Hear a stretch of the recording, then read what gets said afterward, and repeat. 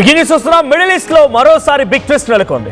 అయితే ఒకవైపు war, Iran, America, Israel ఈ దేశాలు అండ్ గల్ఫ్ కంట్రీస్ మధ్య ఉద్రిక్తత వాతావరణం నెలకొన్న సమయంలోనే ఒక బిగ్ ట్విస్ట్ ఏంటంటే రష్యాలో అమెరికాకు సంబంధించిన ఒక సైనిక విమానం ల్యాండ్ అయిందట. సో ఈ సైనిక విమానం ఎందుకు ఈ సమయంలో అమెరికా నుంచి రష్యాకు వెళ్లాల్సి వచ్చింది, రష్యాలో ల్యాండ్ అవ్వడం గల కారణం ఏంటి? సో వైపు ఒక కోల్డ్ వార్ నడుస్తూనే ఉంది అమెరికా రష్యా దేశాల మధ్య. ఈ సమయంలో ఒక సైనిక విమానం, అది ఇది కాదు మళ్ళా, సైనిక విమానంలో C-17 గ్లోబ్ మాస్టర్ అనేటువంటి ఈ విమానం ల్యాండ్ అయింది. సో C-17కి సంబంధించి దీన్ని హెవీ యుద్ధం సమయంలో వాడుతున్నటువంటి ఒక heavy military transport aircraft. ఇది heavy military transport aircraft ఇది C-17 అనేది. అటువంటి ఒక విమానం ఇక్కడ ల్యాండ్ అవ్వడం పైన పెద్ద ఎత్తున చర్చ జరుగుతోంది. అయితే లాట్వియా రాజధాని రిగా నుంచి నేరుగా మాస్కో చేరుకుంది అమెరికా విమానం. రష్యా అమెరికా మధ్య ఉద్రిక్తతల వేళ ఇప్పుడు ఇది కీలక పరిణామంగా చూడాలి. ఇప్పటికే ఇరాన్కి రష్యా మద్దతు పైన కూడా అమెరికా ఆగ్రహం వెలుగక్కుతోంది. మరోవైపు విమానంపై తమకు సమాచారం లేదంటోంది అమెరికా.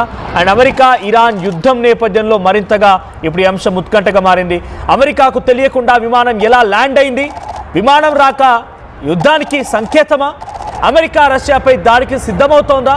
అమెరికా రష్యా మధ్య యుద్ధం దిశగా అడుగులు పడుతున్నాయా? ఇప్పుడు ఈ క్వశ్చన్స్ ఈ ఫ్లైట్ ల్యాండ్ తర్వాత రేజ్ అవుతున్న క్వశ్చన్స్. అది నిజానికి ఆ ఫ్లైట్ ల్యాండ్ అయింది 25 ఆగస్ట్ 2026 రోజున, 25 ఆగస్ట్ 2026 రోజున C-17 గ్లోబ్ మాస్టర్ 3 దీని పేరు. సో 077181 నెంబర్ గల ఆర్మీ US మిలిటరీ రిజిస్ట్రేషన్ కలిగిన సంబంధించినటువంటి ఒక ఫ్లైట్ ఇది. సో ల్యాండింగ్ వచ్చేసి రష్యా రాజధాని మాస్కోకి సమీపంగా ఉన్నటువంటి నుకోవో ఎయిర్పోర్ట్లో ఇది ల్యాండ్ అయింది. సో ఎక్కడి నుంచి స్టార్ట్ అయింది? రష్యాకు ముందు దీని స్టాప్ ఎక్కడ? సో అమెరికా నుంచి రిగాకు వచ్చిందంట. రిగా ఎక్కడ? లట్వియాకు సంబంధించి రాజధాని రిగా.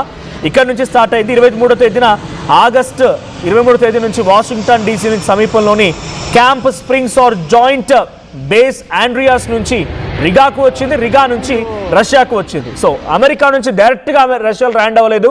అమెరికా నుంచి మధ్యలో రిగా వరకు వచ్చింది. రిగా నుంచి మాస్కో ల్యాండ్. ఆ విజువల్స్ మనం చూస్తున్నాం.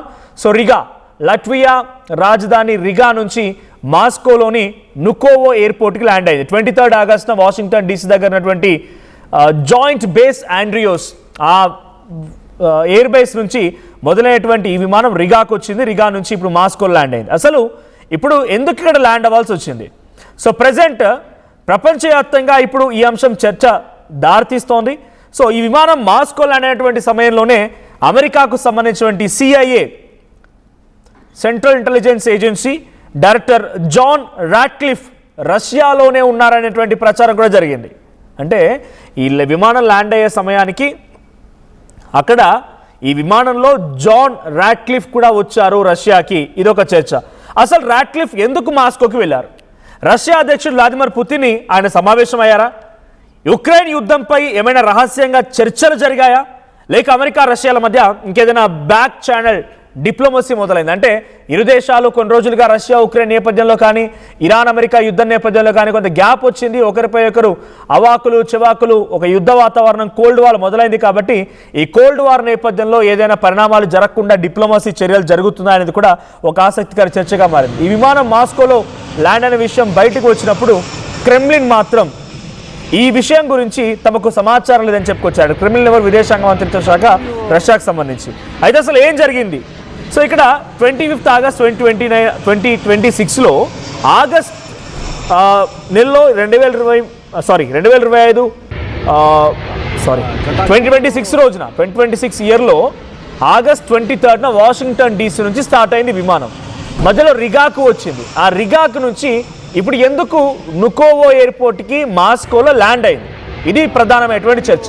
ఇక్కడ ఇంకొక ట్విస్ట్ ఏంటంటే ఈ విమానంలో రష్యా వచ్చినటువంటి ఈ విమానంలో CIA డైరెక్టర్ జాన్ ఆయన కూడా అక్కడికి వచ్చారు. రాట్క్లిఫ్ ఆయన కూడా వచ్చారు. ఆయన ఎందుకు వచ్చారనేది కూడా ఇంకొక ట్విస్ట్గా చూడాలి. ఇక్కడ ఇంకొక నెంబర్ ఏంటంటే ఇక్కడికి వచ్చే సమయానికంటే ముందు రిగాకు వెళ్ళింది. మరి రిగాలో ఏదైనా ఆయుధాలకు సంబంధించిన విషయం కానీ, లేకుంటే డిప్లొమసీ విషయంలో అక్కడ ఏదైనా చర్చలు జరిగాయా? అక్కడ నుంచి రష్యాకు వచ్చే సమయానికి ఎవరెవరు వచ్చారు, విమానంలో ఎంతమంది ఉన్నారు, దాంట్లో జాన్ రాట్క్లిఫ్ ఎందుకు వచ్చారు, ఇలా అనేక కోణాల్లో చర్చ జరుగుతోంది. సో ఇక్కడ ఇంకొక విషయం స్పష్టంగా అర్థం చేసుకోవాల్సిన అంశం ఏంటంటే ఇది కమర్షియల్ ప్యాసింజర్ ఫ్లైట్ కాదు. ఒకవేళ కమర్షియల్ ప్యాసింజర్ ఫ్లైట్ కనుక వచ్చి ఉంటే అది రెగ్యులర్గా జరిగేటువంటి ఇంటర్నేషనల్ ఫ్లైట్స్లో భాగంగానే వచ్చి ఉంటుంది అనుకోవచ్చు. కానీ ఇక్కడ వచ్చింది ఏంటంటే C-17 గ్లోబ్ మాస్టర్ 3 అనేటువంటి ఒక హెవీ ఎయిర్ క్రాఫ్ట్, హెవీ మెటీరియల్ని సప్లై చేసే ఎయిర్ క్రాఫ్ట్ ఇది. సో సైనిక సిబ్బంది, అత్యవసర ఎక్విప్మెంట్, వాహనాలు, చాలా సున్నితమైనటువంటి కార్గో, అధికారులు, అత్యున్నత స్థాయి వ్యక్తులను తరలించడానికి కోసం మాత్రమే ఈ విమానాన్ని ఉపయోగిస్తారట. అందుకే అమెరికా రష్యా మధ్య ప్రస్తుతం పరిస్థితుల్లో ఇలాంటి విమానం మాస్కోలో ల్యాండ్ కావడం ఇది సాధారణ విషయం అయితే కాదు. ఈ సమయంలో ఇక్కడ ల్యాండ్ అవడం అనేది ఎట్టి పరిస్థితిలో అది సాధారణ విషయం అయితే కాదు. దీని వెనుక ఒక పెద్ద రహస్యం ఉందనేది ఒక చర్చ. ఇక ఫ్లైట్ ట్రాకింగ్ డేటా ఆధారంగా మీకు ఇందాక చూపించాను చూడండి, ఒకసారి పీసీఆర్ మళ్ళీ ప్లే చేయండి. ఆ ఫ్లైట్ ట్రాకింగ్ డేటా ఆధారంగా విమానం మాస్కోకు చేరింది అనేది చాలా క్లియర్గా అఫీషియల్గా అనౌన్స్ చేయబడింది. అయితే ప్రారంభ సమయంలో విమానంలో ప్రయాణికులు ఉన్నారా, లేదా కార్గో ఉందా, ఉంటే ఏమేమి కార్గో దీంట్లో షిప్ చేశారు, లేదా ఇంకేదైనా ఉన్నత స్థాయి అధికారులు ఉన్నారా, ఇక్కడే అసలు ట్విస్ట్ ఉంది. సో విమానం మాస్కో ల్యాండ్ అయినటువంటి కొన్ని గంటల తర్వాత అమెరికన్ మీడియా నుంచి ఒక సంచలనమైనటువంటి విషయం బయటకు వచ్చింది. అదేంటంటే CIA డైరెక్టర్ జాన్ రాట్క్లిఫ్ మాస్కోలో ఉన్నారని అమెరికా మీడియా సంస్థలు కొన్ని వార్తలు రాసుకొచ్చాయి. అయితే CBS న్యూస్ కానీ, వాషింగ్టన్ పోస్ట్ కానీ, రాయిటర్స్ కానీ సహా కొన్ని ఇంకా కీలకమైనటువంటి వార్తా సంస్థలు రాట్క్లిఫ్ రష్యాలో సమావేశం కోసం వెళ్ళినట్టుగా వాళ్ళు చెప్పుకొచ్చారట. అంటే మొదట కనిపించింది ఒక మిస్టరీ మిలిటరీ ఫ్లైట్ మాత్రం. ఆ తర్వాత బయటకు వచ్చిన అంశం ఏంటి, CIA చీఫ్ మాస్కో విజిట్కి సంబంధించిన అంశం. ఈ రెండింటికి మధ్య చాలా చిన్న లైన్ అయితే ఉంది. ఈ రెండింటికి మధ్య అదేంటి, అమెరికా CIA మాత్రం ఈ పర్యటనపై అధికారికంగా ఎందుకు వివరాలు బయటికి అనౌన్స్ చేయలేదు. అమెరికా డిఫెన్స్ డిపార్ట్మెంట్ కానీ, ఎయిర్ ఫోర్స్ కూడా దీని గురించి ఎందుకు అఫీషియల్గా అనౌన్స్ చేయలేదు. అసలు జాన్ రాట్క్లిఫ్ ఎందుకు ఆయన మాస్కోకి వెళ్ళాడు, ఆయన స్థాయి ఏంటి, అమెరికా ఎందుకు ఆయన రష్యాకి పంపించింది, ఇక్కడే ఒక క్వశ్చన్. అమెరికాకు సంబంధించి సెంట్రల్ ఇంటెలిజెన్స్ ఏజెన్సీ అధిపతి ఈ జాన్ రాట్క్లిఫ్. సో విదేశాంగ గూఢాచారి సమాచారాన్ని సేకరించడం, దాన్ని అనలైజ్ చేయడం, ఆ తర్వాత వాళ్ళ నేషనల్కి సంబంధించిన సెక్యూరిటీ విషయంలో ఇంటెలిజెన్స్ అందించడం వంటి కీలకమైనటువంటి బాధ్యత నిర్వర్తించే వ్యక్తే ఈ జాన్ రాట్క్లిఫ్. కాబట్టి CIA డైరెక్టర్ స్వయంగా మాస్కోకు వెళ్ళడం, అది ఒక US మిలిటరీ ఎయిర్ క్రాఫ్ట్లో వెళ్ళడం అంతర్జాతీయంగా ఇప్పుడు పెద్ద ఎత్తున ప్రాధాన్యత సంతరించుకుంది. ఇది ఒక సాధారణమైనటువంటి డిప్లొమాటిక్ విజిట్ కంటే కూడా ఇంటెలిజెన్స్ లెవెల్ కమ్యూనికేషన్ జరిగేటువంటి ఒక పరిస్థితి ఉండొచ్చు అనేది ఇంకో క్వశ్చన్. ఇక పుతిన్తో సమావేశం జరిగిందా మరి? ఒక దేశానికి సంబంధించి CIA చీఫ్ వచ్చారన్నప్పుడు ఆ దేశ ప్రధానితో భేటీ అవుతారా, లేదంటే ఆ దేశ అధ్యక్షుడితో భేటీ అవుతారా, లేదు ఆ దేశంలో ఉన్నటువంటి ఏదైనా ఇంటెలిజెన్స్ నిఘా వర్గాలతో భేటీ అవుతారా, ఆర్మీయా, మిలిటరీయా, ఎయిర్ ఫోర్స్ అనేది చూడాలి. సో ఇక్కడ రష్యా అధ్యక్షుడు వ్లాదిమిర్ పుటిన్ రాట్క్లిఫ్తో షెడ్యూల్కి సంబంధించి మీటింగ్ ఉందా అనంటే అది లేదు అనేది క్రెమ్లిన్ స్పోక్స్ పర్సన్ డ్మిట్రీ పెస్కోవ్ చెప్తూ ఉన్నారు. సో దీని ప్రకారం ఎటువంటి మీటింగ్ షెడ్యూల్ లేదు, ఎవరితో సమావేశం కాలేదు, ఎవరితో ఏమి చర్చించలేదు కూడా. సో ఇటు జాన్ రాట్క్లిఫ్ CIA ప్రతినిధిగా, CIA చీఫ్గా రష్యాలో అడుగు పెట్టడం వెనుక కారణం ఏమై ఉండొచ్చు అనేదని కూడా ఒక చర్చ జరుగుతోంది. రష్యా ఉక్రెయిన్ నేపథ్యంలో రష్యాకి అమెరికా వ్యతిరేకంగా మారింది. రష్యా కూడా కొంత తీవ్రమైనటువంటి చర్యలకి అమెరికాపై దిగబోతోందనేటువంటి చర్చలు జరుగుతున్న సమయంలో ఇప్పుడు రెండు దేశాల మధ్య డిప్లొమాటిక్ చర్చల కోసం జాన్ రాట్క్లిఫ్ ఇక్కడికి వచ్చారా? లేదు. ఇరాన్కి అమెరికా యుద్ధం చేస్తున్న సమయంలో ఇరాన్కి రష్యా సపోర్ట్ ఇస్తోంది కాబట్టి రష్యా నుంచి వెళ్ళేటువంటి ఆయుధ సామాగ్రి నిలిపివేయాలి, ఇరాన్ని ఎలాగైనా తమ కంట్రోల్లోకి తీసుకొచ్చుకోవాలనేటువంటి ఒక ప్రతిపాదన చేయడానికి CIA చీఫ్ రష్యా మాస్కోకి వెళ్ళారా, లేదంటే ఇంకేదైనా కారణాలు ఉన్నాయో చూడాలి. బట్ ఫైనల్లీ ఇక్కడ మొదటి అంశం ఏంటంటే ఉక్రెయిన్ వార సమయంలో రష్యాపై వ్యతిరేకంగా జరుగుతున్నటువంటి అమెరికా విధానాలకి దాన్ని కంట్రోల్ చేయడం కోసం ఎస్ వీఆర్ విత్ యూ, మేము ఏ దేశానికి సంబంధించిన సపోర్టర్స్ కాదు, మీరు మాకు వ్యతిరేకంగా మారకండి, మీరు మాపై ఇంకేదైనా ఆంక్షలు ఉంటే ఆంక్షలు విధించకండి అని రష్యాతో ఒప్పందం కుదుర్చుకోవడం కోసం మొదటి అంశం. అయితే రెండో అంశం అమెరికా రష్యాల మధ్య డిటైన్డ్ సిటిజన్స్ లేదా ప్రిజనరీ అంశం కూడా ఉన్నదంట. సో గతంలో CIA కూడా అమెరికా రష్యా ప్రిజనరీ నెగోషియేషన్స్ని ఇడిపించడం కోసం ఆ చర్చలు జరిపించింది. ఏదైనా అమెరికన్ సిటిజన్ రిలీజ్ లేదా ప్రిజనరీ ఎక్స్చేంజ్ విషయంలో కూడా ఇది అయి ఉండొచ్చు. ఇది ఇప్పటికీ ఇంకా అధికారికంగా ఎక్కడ కూడా అనౌన్స్ చేయబడలేదు. ఇక మూడో అంశం ఇరాన్కి సంబంధించిన అంశం. ఇక నాలుగో అంశం అమెరికా రష్యాతో మళ్ళీ డిప్లొమసీకి సంబంధించిన అంశంగా చూడాలి. ఇక ఉక్రెయిన్కు అమెరికా ఏం చెప్పింది అనేది కూడా బిగ్ క్వశ్చన్గా ఉంది.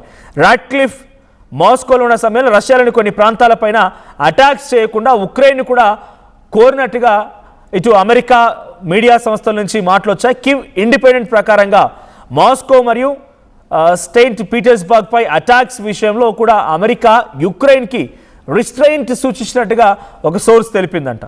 సో క్రెమ్లిన్ ఎందుకు మాకు సమాచారం లేదు అంది. సో అసలు స్పోక్స్ పర్సన్గా ఉన్నటువంటి క్రెమ్లిన్ ఇందాక చెప్పినట్టుగా డ్మిట్రీ పెస్కో ఆయన ఎందుకు మాకు సమాచారం లేదని చెప్పారనే దాని విషయంలో కూడా అసలు దీన్ని చాలా డిప్లొమాటిక్గా మూడో కంటికి తెలియకుండా ఈ సమావేశాన్ని ముగించాలన్న ఒక ఉద్దేశంతో బహుశా రష్యా కానీ అమెరికా ఉండుంటాయి. అందుకే ఇక్కడ కూడా ఈ విషయాన్ని బయటకు రానికుండా చేశాయి. ఇప్పుడు రష్యా అమెరికా ఈ చర్చల నేపథ్యంలో లేకపోతే ఒక రష్యాలో ల్యాండ్ అవడం వెనుక ఎటువంటి పరిణామాలు చోటు చేసుకుంటాయి, ప్రపంచవ్యాప్తంగా ప్రపంచ మార్కెట్ పైన ప్రపంచ దేశాల పైన ఇది ఎటువంటి ప్రభావాన్ని చూపిస్తుందో చూడాలి.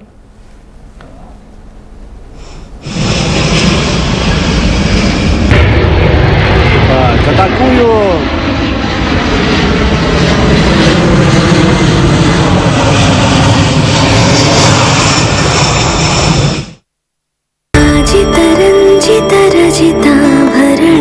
Pure in its form with grace made noble.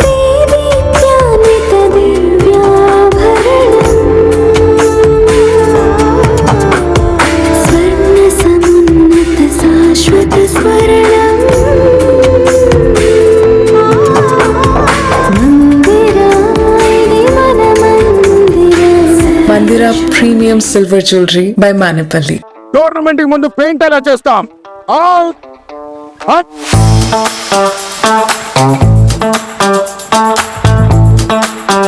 Plan అయితే చాలా బాగుంది సార్, స్టేడియం పరిస్థితి చూడండి.